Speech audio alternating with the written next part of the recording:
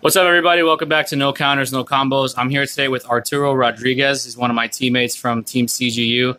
He just top 8'd at the ARG Hartford event. So we're going to get right into the deck and show you guys what he piloted to get him to the success that he had. So go ahead, man. Take it away. All right, guys. I just want to shout out everybody at Team CGU. Thanks for helping me play test. Thanks for everybody just helping me make the deck the way it is. So getting into it, the leader is SS3 Goku. Main reason is because you get to untap once you're awakened, and you get to awaken a lot faster. You basically start off at 6, and you get 1 up on your opponent for energy. As for the 1-drops, we're running 2 King Vegeta surprise attacks. This is mainly in there for 2 reasons. For the 8 matchup, a lot of players don't expect it in the main board, and you can also combo it with Jiren for more offensive plays, but more on that later. The other cards are Saiyan Kaba. Although this deck is green-red and you do run Khalifa, Kaba's in there just as an extra condition for Awakening. You will want to run around 6 to 7 because a lot of people were starving me, and I was really glad I had this. After that, we're running 2 Son Goten, Family of Justice, again for the veggie package, but also because of the card that's coming after it. We run 3 Mighty Mask, the Mysterious Warrior. So this guy here is kinda low-key, really the MVP of the deck. He fixes your energy, he gets you important stuff like the Son Goten, and the Trunks also comes in kinda handy for when you need to clear a board, and you can play him on turn 1. So if you don't open Kaba, you can open Mighty Mask, and it's almost just as good. Mandatory 4 super combo. Of course. Boost attack Piccolo, just because it's way more consistent than Kambito Kai, and most of the time I don't really care about bouncing a card back to my opponent's hand. Now, did you ever accidentally charge it off of the 2 from the Goku leader? So if you see my last match on stream, it did come back to bite me. It is an issue with running the deck. If you are playing 2 colors that aren't your base, it's kind of going to happen every now and then, so you want to keep yourself down to a minimum. So this is kind of the only other card besides 1 black card that I'm running that's off color. After that, we have the veggie package. Kind of self-explanatory. Cards are really good. Helps you self-awaken. You don't really use the Kaba all that much as you do in traditional veggies, where you just use it to reduce the cost of your cards and kind of spam the board. You kind of only really use it to find your other stuff. I actually just ended up attacking with him a lot of the time because I didn't care if he lived or died, and he was good bait for the surprise attack. 1 Leap to the Future Son Goten. Just a red energy I wanted to play. I didn't feel comfortable playing too many Ally of Justice in the main deck because he is 1 combo. You do need 1 energy to combo with him. And I did want to be able to fix my mana if I did open up 2 green, and I needed more red. It's basically off a Mighty Mask target. Yeah. And after that, we have Ability Unleash Gohan. I mainly play him as a way to gain advantage after you get Xeno'd. He is another way to get Double Strike, and it was very useful from pushing opponents from 5 to 3. They don't really expect you to go into the Double Strike when you attack with them. They most of the time just expect you to get a card off of it. And so you can just kind of put him in a comfortable situation. And overall, he's kind of useful for another card we have in the side deck. After that, we have 4 Unified Spirit Trunks. The Spice. The Spice. The main reason I play 4 of them over more Gotens is because he's green. And the second reason is he's not bad when you can bounce him back and get multiple attacks with him. And the other reason is because you can kind of wipe a veggie board with him by himself. Right, because he reveals 1 and then blows 1 up, right? You reveal a Goten or something? So a regular thing that kind of happened was just me attacking with this. Because I would just play him, not attack with it. They would play their Kaba and their Khalifa. Right. I would then just attack with it, reveal, kill their Kaba, then bounce it back, play, attack, reveal, right. The other thing, and if they had managed to get more on board, you can just kill this, right, and just do a full board clear with very little effort. Yeah, that's definitely you don't really see those cards being utilized a lot, which they're good. So I'm glad somebody's using them. And more super combos. Yes, of course. More super combos. Main reason I went into red was so I didn't have to feel bad about getting these in my energy, and it kind of just kept on going from there. Who doesn't like drawing cards? Everybody loves drawing cards. All right. Jiren. Yeah. This was definitely Frapes. In the other matchups, he's kind of subpar. I actually kind of regretted not having something in the sideboard to replace him with, because overall he's just kind of a 20k vanilla with double strike if your opponent isn't playing cards, and a lot of the times they didn't want to be playing cards. Did you feel like 4 copies of Jiren could get kind of cloggy? Yes, I do feel like 4 copies can get kind of cloggy, but the games where you want to see Jiren, you kind of really want to see it, and I didn't want to be having to scoop game 1 to apes. So it's one of those, you just have to live with it if you have it. Yeah. And again, thanks to SS3 Goku, worst case scenario, you have 3 untapped mana, he's still 10k shield. Yeah, that's true, that's true. Another reason to run red, Topo. Bearded Justice. Topo. This card is the only negate I run, and it's the only negate I need.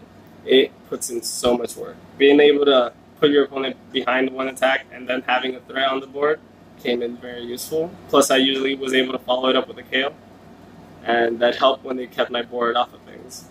Yeah, and then its ability to restand is nothing to take lightly, because Topo can clear a board by himself, and if your opponent has no answer to it, that they're already, negging off of it. Oh yeah, one thing that you can definitely do if you know you're going to kill your Topo, always attack into their sides. If they really want to protect it, they will. But if they don't, you get a free kill, and you can just keep going until you feel like you can kill your Topo. Definitely. After that, KL, you're running the veggie package. Kill's a good card. It draws you cards. It has critical. It kills stuff. This card is just, in my opinion, the best green card, right? Yeah, I agree with you. Kale is too good. And then the tech.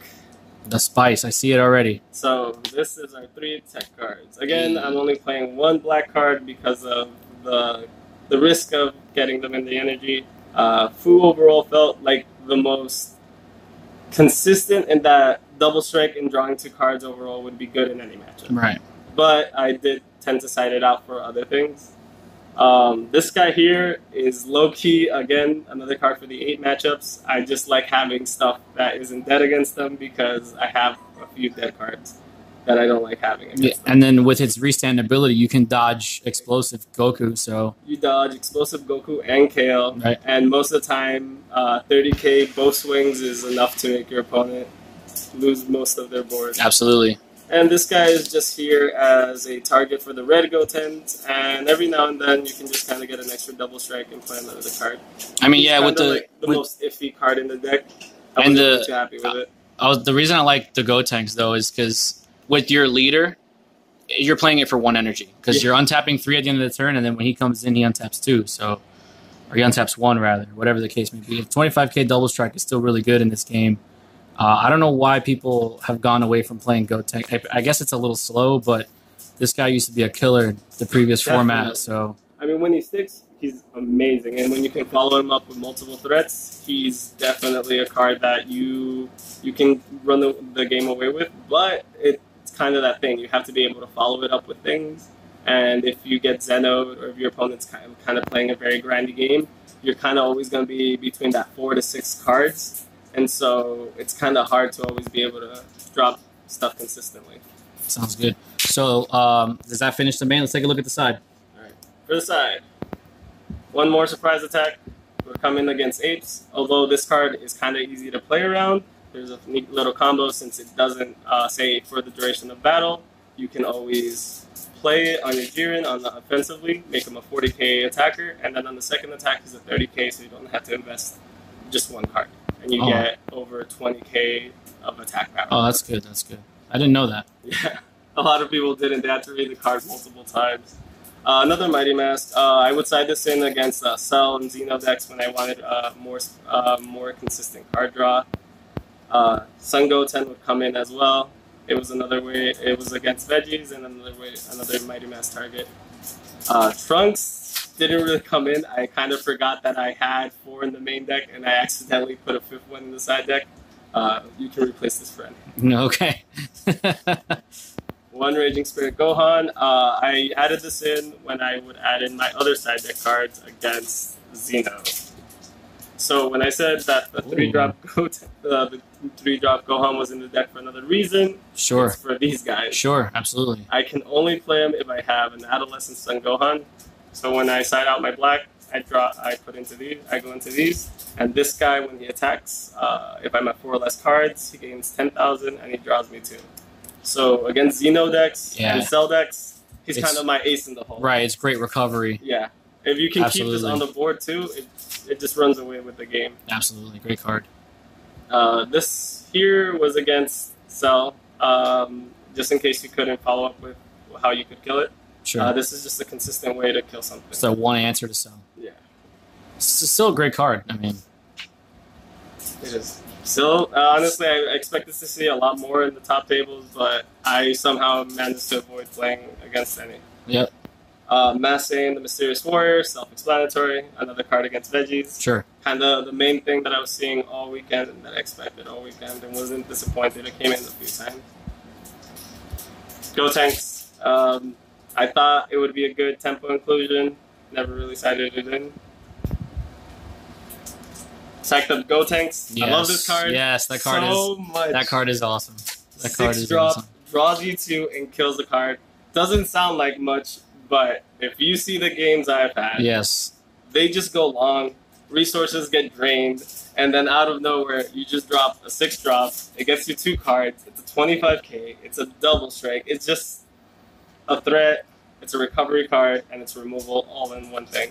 I actually think I would take out the 5-drop Go Tanks and add this into the main, honestly. Yeah, it's a great card. Super underplayed, and it's so versatile because it has the destruction effect, the draw effect.